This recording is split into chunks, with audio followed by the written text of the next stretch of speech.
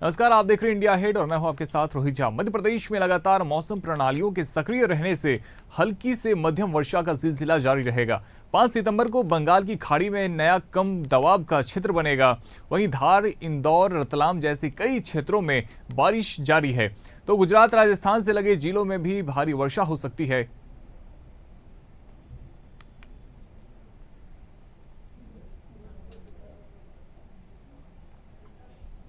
सिवनी के धुमा थाना क्षेत्र के थपारा गांव में एक युवक के ऊपर जानलेवा हमला कर दिया गया।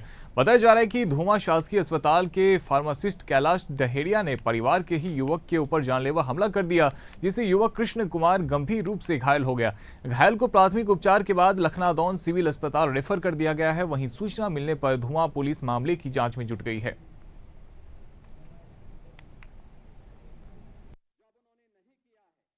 मेरे पति हैं। किसने मारा इनको? इसको कैलाश डहरिया। किस कारण से मारा? हमको कुछ भी नहीं पता, माता राम ने देखी थी। अच्छा, कुछ कारण था होगा? कोई कारण हमको कुछ भी पता नहीं। आपको नहीं पता? हाँ, कुछ भी नहीं पता। मारा किसने है? कैलाश डहरिया। कहाँ का है?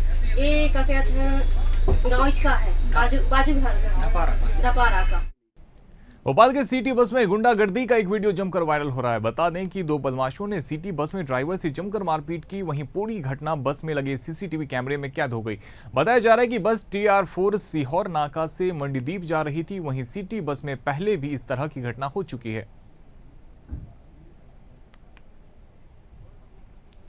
देखिए किस प्रकार से बस में गुंडागर्दी का ये वीडियो अब जमकर वायरल हो रहा है, जहां 2 लोगों ने बस में मारपीट की है। तो भोपाल के सिटी बस का ये वीडियो है जो अब तेजी से वायरल हो रहा है। 2 बदमाशों ने ड्राइवर के साथ में मारपीट की है। तो बस में लगे सीसीटीवी कैमरे में ये पूरी जो घटनाक्रम है वो रिकॉर्ड हो गई है।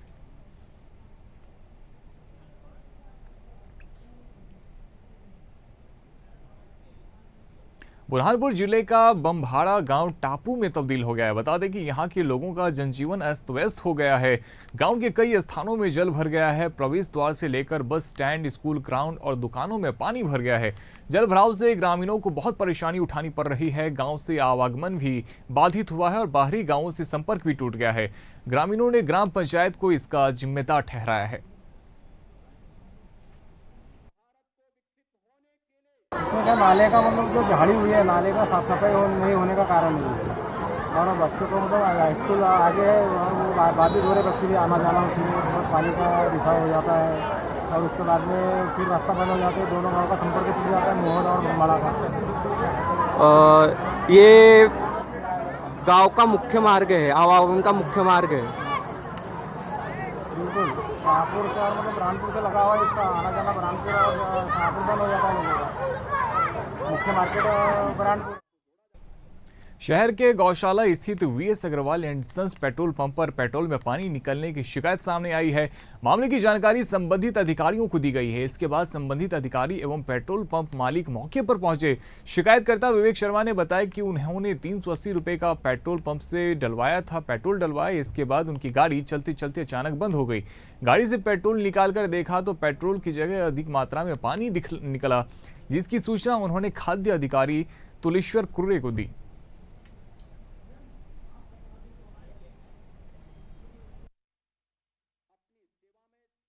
जैसे आप लोग की माध्यम से शिकायत प्राप्त हुई थी हमें कि पानी मिश्रित हो सकता है क्या? हमने इसकी अभी जाँच की, क्योंकि यदि पानी मिश्रित होता है तो पानी का हम वो डालते हैं, डीप फ्राई डालते हैं, उसमें रंग चेंज हो जाता है।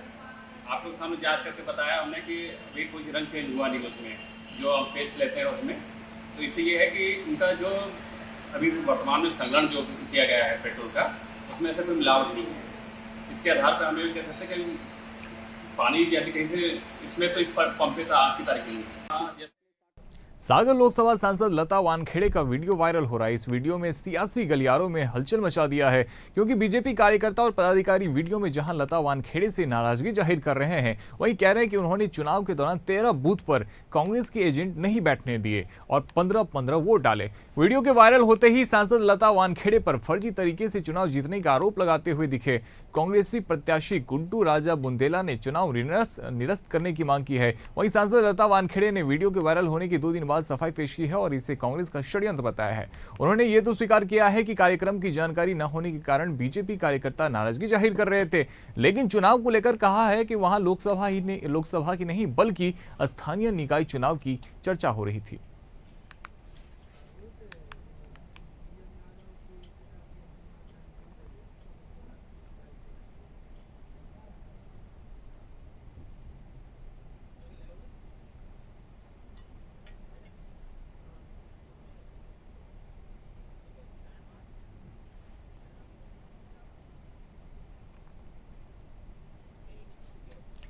उज्जैन में सीएम डॉक्टर मोहन यादव के पिताजी का अंतिम संस्कार हो रहा है। अंतिम यात्रा निकली है और इसको लेकर डॉक्टर शिवराज सिंह चौहान ने क्या कुछ बयान दिया है, सुनिए। प्रार्थना करते हैं जीवेद सरदा सतम 100 साल जिए। परम पूज्य पूनम चंद जी, मुख्यमंत्री जी के पूज्य पिताजी शतायु थे। 100 साल का यशस्वी जीवन उन्होंने जिया और ये उन्हीं के पुण्यों का प्रताप है कि पूरा परिवार और विशेषकर मुख्यमंत्री मोहन यादव जी प्रदेश की जनता की इतने अच्छे ढंग से सेवा कर रहे हैं। मृत्यु अवश्यम भावी, जो आया उसे जाना है, लेकिन पूर्ण आयु के बाद उन्होंने देवलोक गमन किया है। 100 साल की उम्र में तो वैसे ही देवता हो जाते हैं। मैं उनके चरणों में श्रद्धा के सुमन अर्पित करता हूं। परमपिता परमात्मा ने अपने चरणों में उनको स्थान दिया है। मैं फिर भी यही प्रार्थना करता हूं कि दिवंगत आत्मा को शांति और मोहन जी और पूरे परिवार को यह गहन दुख सहन करने की क्षमता दे। देखिए किस प्रकार से अंतिम दर्शन करने शिवराज सिंह चौहान पहुंचे, जो मध्य प्रदेश के पूर्व मुख्यमंत्री हैं। वहीं तस्वीरों में वीडी शर्मा भी नजर आ रहे हैं। तो अंतिम यात्रा जो है वो निकल चुकी है। तस्वीरों में आप देख सकते हैं कि इस प्रकार से लोगों की भीड़ जो है वो अंतिम दर्शन के लिए वहां पे उमड़ी हुई है और कई राजनीतिक दिग्गज जो हैं वो भी लगातार वहां पे पहुंच रहे हैं। उनके पहुंचने का जो सिलसिला है वो लगातार जारी है।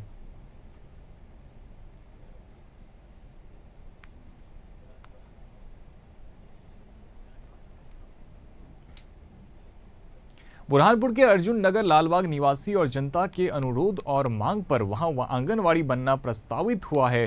बावजूद पास के ही खेत मालिक सुधीर मिसाल इसे बच्चों का खेल मैदान बताकर रोक रहे हैं, जिसे लेकर महिलाएं कलेक्टर से मदद की गुहार लगा रही हैं।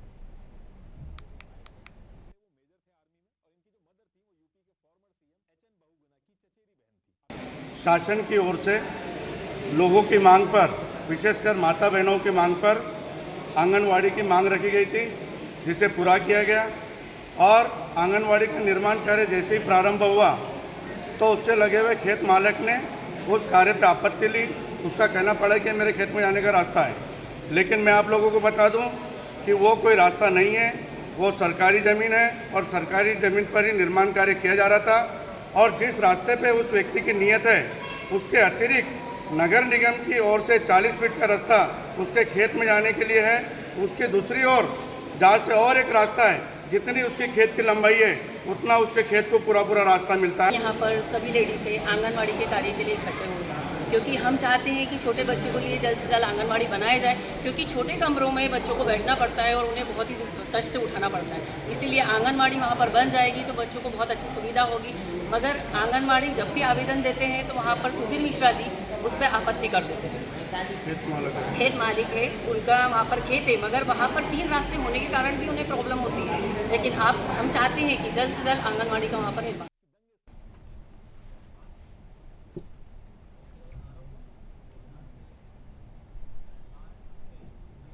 खबर बुरहानपुर से है, जहां अंबेडकर अनुयायियों ने जिला प्रशासन पर दुर्व्यवहार करने का आरोप लगाया है और कहा है कि 14 अप्रैल को बाबा साहब के अन्य कार्यक्रमों में लाउड स्पीकर और डीजे पर प्रतिबंध लगा दिया जाता है, जबकि अन्य समाज के कार्यक्रमों और रैलियों में कोई प्रतिबंध नहीं लगाया जाता है, उन्हें सारी छूट दी जाती है। इस प्रकार जिला प्रशासन बाबा साहब कर अनुयायियों के साथ दुर्व्यवहार करने का कार्य कर रहा है। ये आरोप लगाते हुए समाजजनों ने जिला कलेक्टर कार्यालय पहुंचकर कलेक्टर को मुख्यमंत्री के नाम ज्ञापन सौंपा है और मांग की है कि यदि बाबा साहब की किसी भी कार्यक्रमों को रैलियों में लाउड स्पीकर या डीजे पर प्रतिबंध लगाया जाता है और अन्य समाज के लोगों के कार्यक्रमों में खुलकर डीजे और लाउड स्पीकर बजाए जाते हैं तो इसके बाद उग्र आंदोलन किया जाएगा, जिसका जिम्मेदार स्वयं जिला प्रशासन होगा। अब देखना यह होगा कि क्या जिला प्रशासन इनकी मांग मानता है या फिर प्रशासन का यही अड़ियल रवैया बना रहता है। –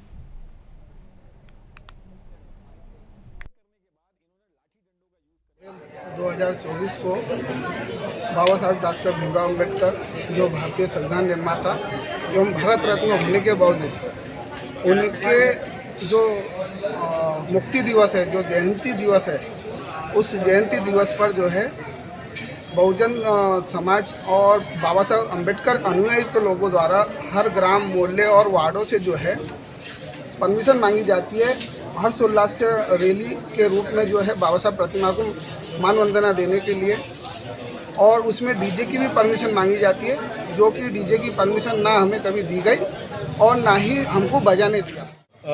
विगत 14 अप्रैल 2024 को अंबेडकर अनुयायियों ने जो रैली निकालने का आयोजन किया था, उसमें प्रशासन से विधिवत अनुमति लेटर भी लिया था और जैसे पिछले कई वर्षों से डीजे बजते आए हैं, उसी हिसाब से जो भी रैली के निकालने वाले थे उन्होंने डीजे की व्यवस्था।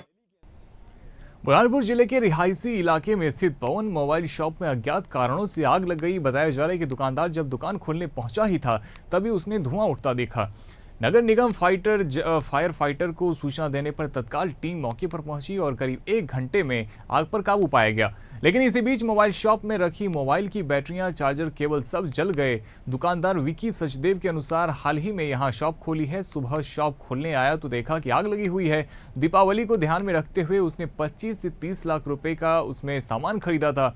करीब 80% से ज्यादा का नुकसान हो गया है। मोबाइल शॉप से कुछ ही दूरी पर एक माचिस गोदाम है, साथ ही अन्य शोरूम, फैक्ट्री आदि भी है। अगर समय पर आग पर काबू नहीं पाया जाता तो बड़ा हादसा हो सकता था।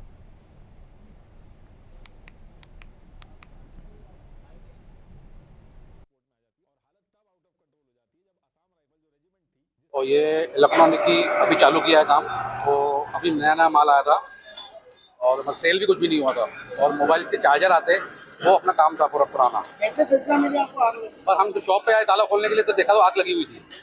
अनुमानित कितना नुकसान हो गया? वो अभी बता सकते नहीं, अभी बता सकते नहीं ना, देखना पड़ेगा ना। अंदाज कंट्रोल हो गया? कंट्रोल हो गई है, बस सामान देखना चालू है क्या क्या जला क्या क्या नहीं जला है। कितने का माल आपका इसमें था? लगभग 25-30 लाख का था। में जैसे आग की सूचना मिली तुरंत ही फायर फाइटर आ गए, 2 फायर फाइटर और 2 टैंकरों से आग बुझाने का काम चालू है। काय की दुकान है, किस चीज की है? काय से मोबाइल की बैटरियों की दुकान है। हाँ। कितने दमकल आ चुके हैं नगर निगम के? 4 हो गए। ये देखा जा रहा है कि बाजू में बिल्कुल चंद कदमों की दूरी पे माचिस का गोडाउन है और दूसरी हाई राइज भवन है, तो क्या इनकी फायर एनओसी वगैरह अपडेट है? क्या है? इनको फायर के लिए सूचना दी हुई है सभी को पूरे गोटिया फील्ड पे। अब देखो उसकी क्या कार्रवाई उन्होंने की है। तो आप इस घटना को सबक लेते हुए सख्ती करेंगे? नगर निगम करेगी ना, सख्ती तो चल ही रही है। बुरहानपुर जिले में जेल निर्माण को लेकर बहादुरपुर में निवासित सरकारी क्वार्टर में रह रहे हैं मजदूर वर्ग के लोगों के मकान पर बुलडोजर चलाकर उनके रहने के आशानी तोड़ दिए गए। इसी के चलते पीड़ितों को बारिश में गुजर बसर करना पड़ रहा है, जिससे परेशान होकर पीड़ितों ने कलेक्टर कार्यालय पहुंचकर जिला कलेक्टर से दूसरी जगह देने की गुहार लगाई है। वहीं तहसीलदार ने कहा है कि यह क्वार्टर ने उनके नहीं बल्कि बीड़ी मजदूरों के लिए बनाए गए थे जो वहां निवासरत नहीं थे। यह अतिक्रमणकारी थे जिन्होंने यहां जीर्ण शीर्ण क्वार्टर पर अतिक्रमण किया, जिसे जेल निर्माण के लिए इन जीर्ण शीर्ण क्वार्टर्स को तोड़ा गया है।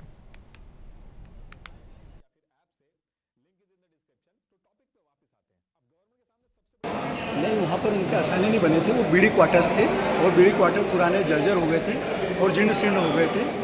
उसको देखते हुए और वहाँ पर जल विभाग का निर्माण किया जा रहा था, इसीलिए वहाँ पर उन क्वार्टर्स को हटाया गया है। सर आज शिकायत लेकर पहुँचे थे वहाँ के मजदूर।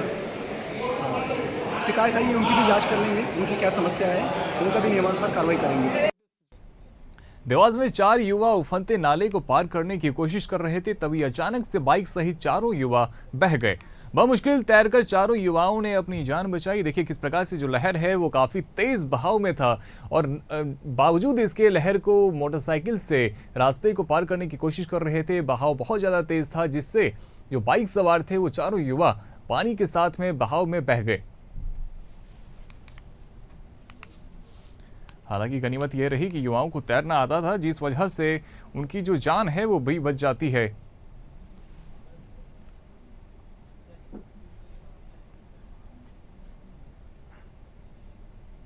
झाबुआ में भारी बारिश का कहर जारी है। भारी बारिश के कारण जनजीवन अस्त व्यस्त हो गया है। तेज बारिश के चलते बडगिमिया समनिया का एक पूरा मकान जलमग्न हो गया। मकान में रखा पूरा सामान बर्बाद हो गया। अभी तक किसी भी अधिकारी ने कोई सूद नहीं ली है। वहीं परिजनों ने प्रशासन से गुहार लगाई है।